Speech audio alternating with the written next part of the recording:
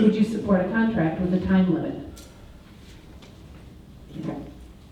A time limit on a contract. Yes, exactly. So it's not open-ended the way it is now. Yeah. Evaluations.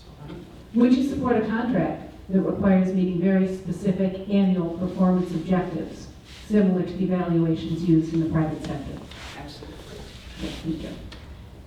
Last question. Once elected, will you come here, commit to meet here on a quarterly basis to answer questions and hear what we have and tell us what you're doing? Absolutely. Thank you. And now we have closing remarks. Thank you. We'll start with, I went way past, I think Tony, we start with you. Enter to learn, depart to serve. That's the motto of Bethune-Cookman College. And I took that pledge in 1990 when I arrived here as a student from New Jersey. And since I've been here, I've done everything great. I've done everything well. I've served the homeless population. I work with HIV clients. I work with addiction clients. I work with young people between the ages of 16 and 24. I work with all of those that have been disadvantaged through homelessness and those that have lived in poverty. So guess what? I want to do it well. I want to serve as the next commissioner for Zone Number 2. Good leadership that you can count on. A new voice, a new vision. Tony Servance, your commissioner, Zone Number 2, August the 30th. Thank you.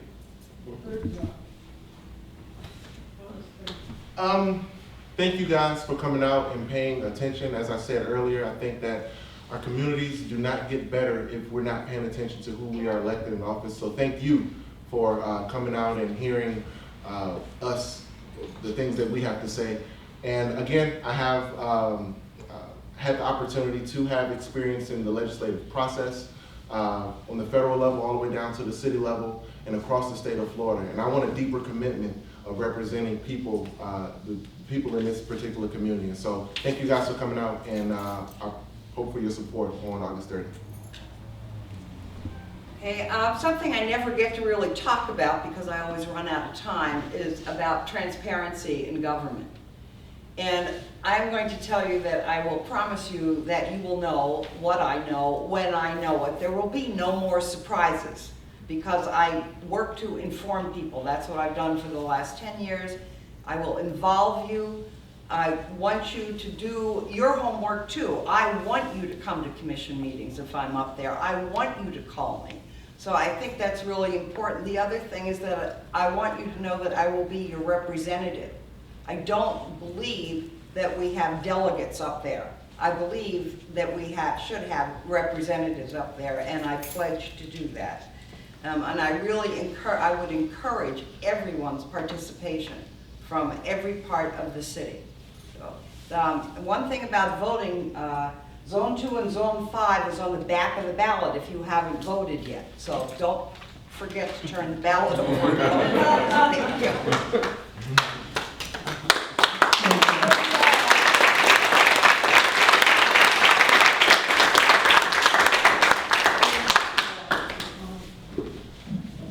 And we do have a few questions from the audience. Why don't we start with Luigi? How do you think you will work with our current city manager, Mr. Chisholm?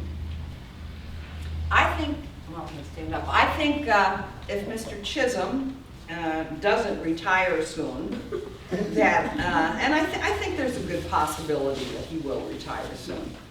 But how I will work with him is I'm going to have to let him know that the commission is the one that sets the policy. He does not set policy, and neither do his cronies. The commission will set the policy, and if he doesn't do that, we're going to have to call him on that. That's all. I think that I've seen, the problem is that some commissioners aren't assertive with the city manager, and I think that one of the things that I would bring to the table is being assertive with the city manager and reminding him that, you know, the city commission sets the agenda, and, you know, the city commission hires him. And I think reminding him of the structure of the city and doing what we can to get things done. I think that I work well. One of the things that I will say is that I'm going to be very aggressive in outlining the perimeters of roles. And that's very important. You know, the city manager, he has a role, and then the city commission as a whole, they have a role.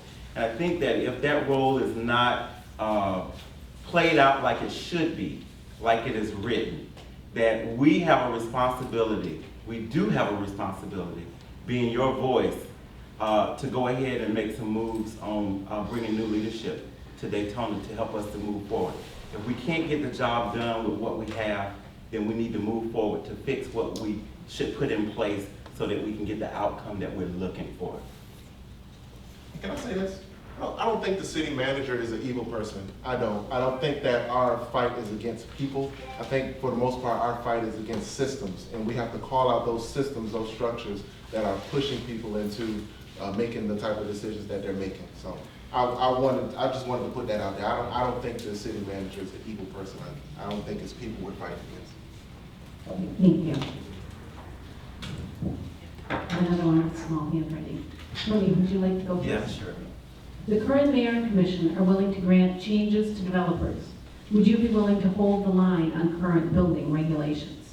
Well, I'll tell you what I witnessed. I witnessed them do that the other night.